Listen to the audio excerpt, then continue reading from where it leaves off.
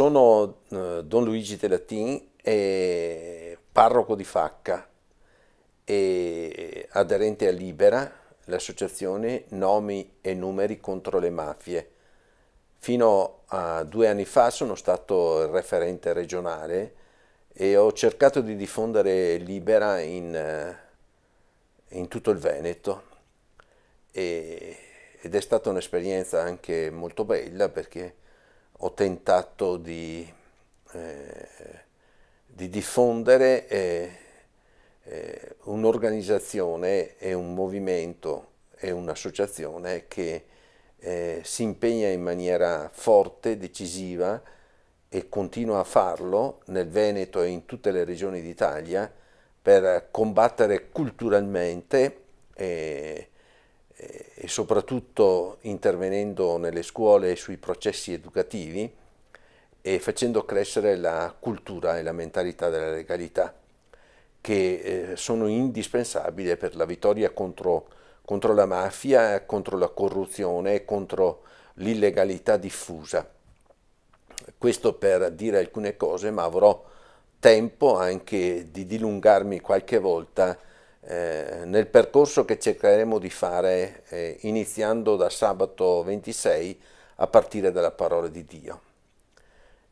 Quella parola di Dio che ha sempre illuminato e ha fatto da sponda al mio impegno concreto, perché due sono stati i libri ai quali ho sempre fatto riferimento: il Vangelo, la Bibbia da una parte e dall'altra parte la Costituzione italiana, che credo fondamentale per perseguire alcuni obiettivi che ci aiutino come cittadini a vivere quantomeno civilmente insieme, nel rispetto reciproco e perseguendo i valori della giustizia, della dignità e dell'uguaglianza. E questo è estremamente importante, soprattutto oggi, che sembra avere molto spazio invece aggressività, violenza, prepotenza e arroganza. E questi incontri che faremo nel tempo di Avvento, pur brevi, ma vogliono essere un tentativo di incarnare la parola di Dio dentro la storia, dentro la quotidianità, la ferialità. Questo mi pare estremamente importante per non far sì che i cristiani siano molto cattolici e poco cristiani, perché spesso purtroppo l'apparenza, la forma, l'esteriorità ci sta prendendo e ci sta ingabbiando un po' tutti. Vuole essere anche una finestra semplice, umile, ma attenta alle situazioni concrete che stiamo vivendo.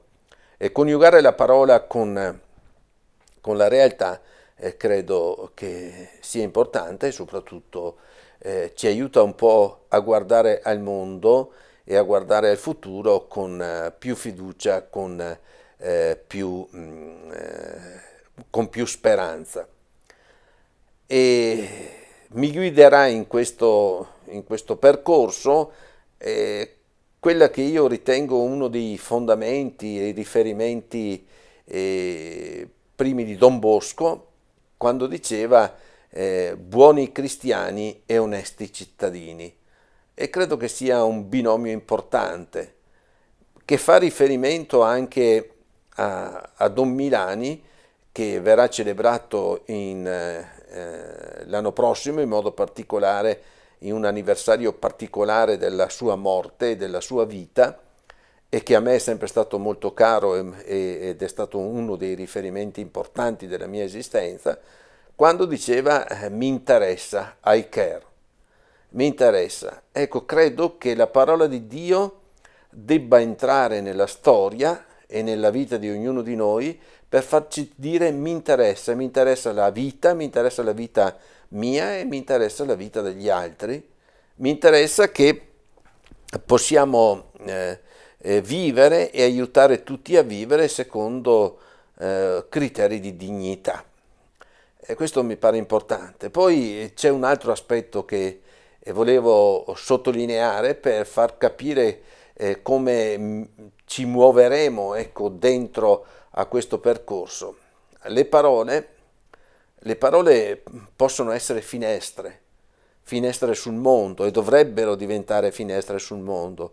L'educazione dovrebbe essere un'educazione alla parola che diventa strumento di incontro, diventa una finestra aperta sul mondo, come direbbe Papa Francesco, diventare ponte piuttosto che muro. E qualora la parola può diventare finestra, ci guiderà questo perché sia una finestra aperta sulle realtà, sui problemi, sulle fatiche di ogni giorno e perché diventi parola che sia lievito, sia luce per illuminare il cammino qualche volta faticoso di tante persone.